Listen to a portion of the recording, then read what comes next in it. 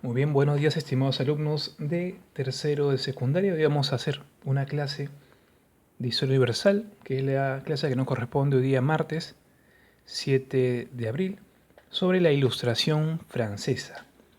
Ya hoy es una clase donde vamos a hablar sobre la libertad, vamos también a hablar sobre la autoridad, y pues es una clase bastante filosófica que nos va a llevar un poco a pensar, incluso en estos días que es tan importante, ¿no? Siempre hacerlo, ¿no? Para poder ser más libres, ser personas también más responsables, más conscientes. Bueno, esta clase inicia con una frase del filósofo Immanuel Kant. Es un filósofo alemán muy interesante que decía que la ilustración significa el abandono del hombre de una minoría de edad, cuyo responsable es él mismo. Esta minoría de edad significa la incapacidad para servirse de su propio entendimiento, sin verse guiado por algún otro. Para Kant, ¿qué significa ser ilustrado? Significa dejar de ser niño en materia de pensamiento, no dejar de esperar que otros te digan qué pensar, donde uno tiene que pensar más bien por cuenta propia, empezar a ser adultos en ese sentido y no esperar que otro me diga lo que tengo que hacer, ¿no? Evidentemente esto pues está hablando pues de una capacidad de conciencia mucho más grande, ¿no? Eso se adquiere también con el tiempo. Pero interesante esa idea, ¿no? Pensar por uno mismo y no copiar lo que otros piensan, ¿no? Y me obliguen a pensar. Muy interesante, entonces vamos a empezar. Este tema de la ilustración, chicos, básicamente es una corriente de pensamiento, son un conjunto de ideas que aparecen pues en el siglo XVIII. Recuerden que el siglo XVIII son los años de 1701 a 1800, que se da sobre todo en Inglaterra, pero se difunde a Francia, donde en Francia se hace mucho más fuerte esta corriente de pensamiento de la ilustración. ¿Y cuál es lo básico? La ilustración quiere acabar con el antiguo régimen, o sea, con el gobierno del rey y la influencia de la iglesia. ¿Por qué razón? Vamos un poco a explicar también por qué razón la burguesía. Recuerden que la burguesía eran comerciantes, ¿no? Gente que hacía negocios, gente rica, quería acabar con el rey. ¿Por qué? Vamos ahora un poco a entender por qué razón querían hacer esto, ¿no? Entonces, ahí justamente ven en la imagen, ¿no? Gente ilustrada de esa época. Miren, ahí está, ven ese busto en medio. Este personaje es el filósofo Voltaire. Es un filósofo muy crítico de la monarquía y la iglesia. Lo tienen acá como, ¿no? Como una especie de personaje ilustre, ¿no? A seguir. Vamos a ver por qué razón. Bien, recuerden que esta ilustración tiene dos objetivos. Primero, hacer que el hombre piense por sí mismo y busque la verdad con su propia razón. Recuerden que en aquella época la iglesia era muy influyente, ¿no? Y recuerden que la iglesia, los sacerdotes te decían, ¿no? Lo que Dios quería de ti, en ese sentido, o pensaban por ti, te daban instrucciones. Entonces, están en contra de esto, pues los ilustrados. Quieren que tú mismo pienses, que nadie te explique, incluso de repente las escrituras bíblicas, ¿no? Que nadie te explique, si no seas tú mismo con tu razón el que llegue a la verdad y que nadie piense por ti mismo. Entonces, eso buscaban. Y en segundo lugar, van a buscar, como le decía, criticar al rey, ¿no? A la servidumbre. Recuerden, básicamente vamos a explicar por qué razón estos burgueses querían, acá están, ¿no? Burgueses ilustrados también, querían acabar con el rey, porque el rey les quitaba libertad, ¿no? Recuerden que el rey no daba indicaciones, hacía las leyes también, eran absolutos, ¿no? Hacían justicia también. Entonces, estos ilustrados y también burgueses comerciantes querían libertad, ¿no? Para vender, ¿no? Libertad para tomar decisiones económicas, para expandir sus productos. Y el rey lo impedía.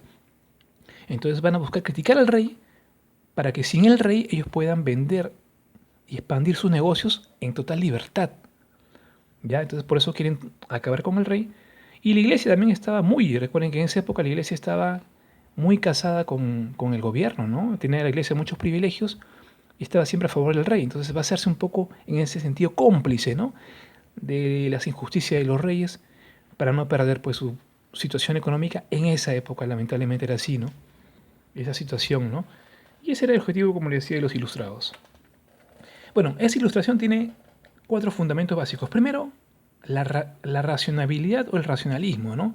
Piensa por ti mismo, que nadie piense por ti, ¿no?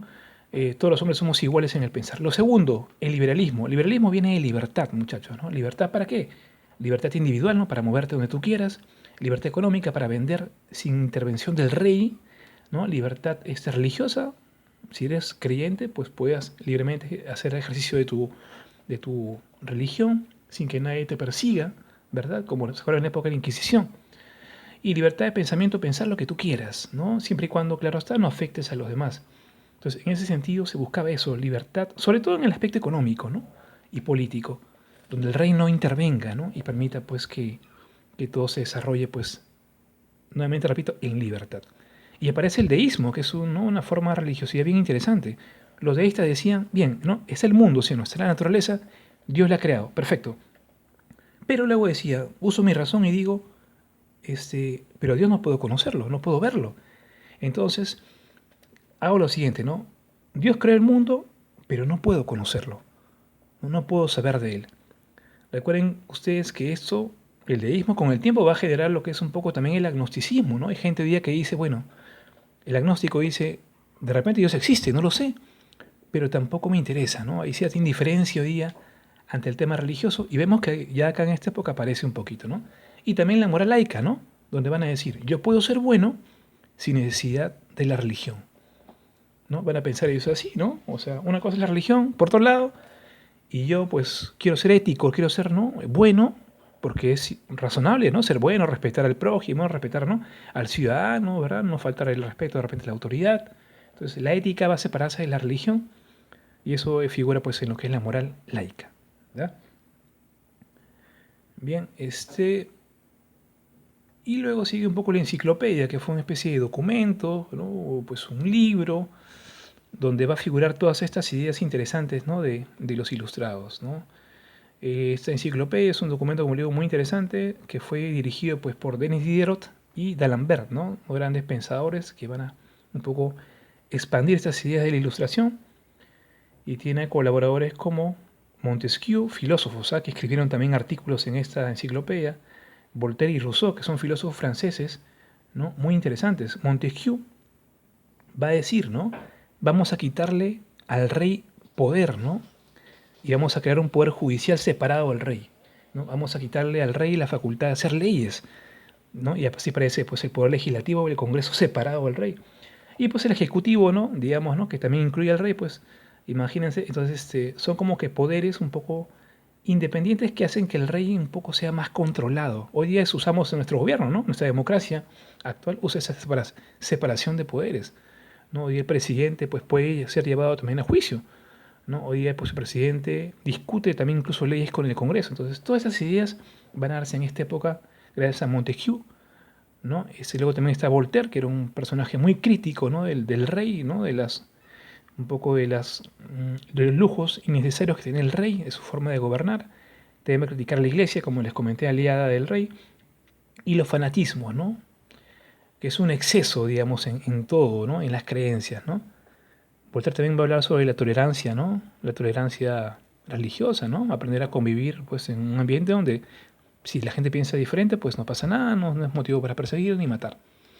Y Rousseau también va a ser influyente en esta época porque va a hablar sobre el poder del pueblo. Rousseau va a decir, ¿no? Que todo gobierno nació por el pueblo, ¿no? El pueblo un día se juntó, dice Rousseau, ¿no? Hizo un contrato social, dijo, no, bueno, vamos a crear un Estado, ¿no? Ya voy a renunciar un poco a mi libertad para obedecer, pues, a un gobierno y a cambio, pues, ese gobierno a mí me va a devolver, ¿qué cosa, no? Me va a cuidar, ¿no? Me va a dar seguridad, ¿no? Va a proteger mis bienes. Entonces, el Estado surge por un contrato, dirá Rousseau, y el día que el rey, ¿no? O el gobernante, pues no obedezca o vaya en contra del pueblo, pues el pueblo le puede quitar el poder, ¿no? Porque recuerden que el poder, repito, nace por un contrato. Entonces, en ese sentido, pues Rousseau pues va a devolverle un poco la autoridad pues al pueblo, que es el que eligió verdaderamente al gobierno, ¿no? Interesante, incluso habla sobre la rebeldía. Si el gobierno lo hace mal, pues hay que rebelarse y pues quitar el poder, ¿no? Bien, chicos, y para acabar, pues estas ideas van a tener influencia. Esas ideas van a generar, ¿no? digamos, problemas en las monarquías y van a ser el despotismo ilustrado, donde estos reyes van a decir, bien, tienen razón los ilustrados, vamos a cambiar, vamos a hacer reformas. Incluso ellos van a decir, no, bueno, ya está bien, quieren libertad de culto ya, libertad de culto, tengan las religiones que quieran, ¿no? Muy bien, el pueblo quiere educación, ya listo, el pueblo puede acceder a la educación, van a decir, ¿no? La gente quiere opinar libremente, incluso en contra del rey de repente, ¿no?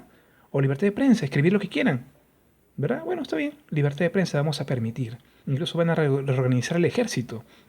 Entonces estos reyes, como le digo, van a Van a cambiar pues sus políticas para adaptarse a los tiempos, pero siempre y cuando algo, que el pueblo no intervenga. Por eso van a decir muchos que este es el gobierno para el pueblo, ¿no? Para la gente, pero sin la gente, ¿no? Sin el pueblo, porque el pueblo al final no va a acceder directamente pues, al poder. Pero sin embargo van a ellos sus reyes, ¿no? Ahí está, ¿no? El famoso Federico II de Prusia, ¿verdad? Está también José, ¿no? Segundo de Austria, Catalina, ¿no? La Grande de Rusia, y Carlos III de España, estos reyes que van a permitir estas reformas o cambios en el gobierno. Muy bien, chicos. Y pues para acabar las preguntas de siempre, ya para que puedan ustedes pensarlas, reflexionen bastante, si quieren busquen en internet, y después les daré la indicación para que lo cuelguen pues en mi... Le voy a dar mi dirección para que la manden a mi correo electrónico. Chicos, muchas gracias. A pensar por uno mismo y a ser más libres, pero con responsabilidad.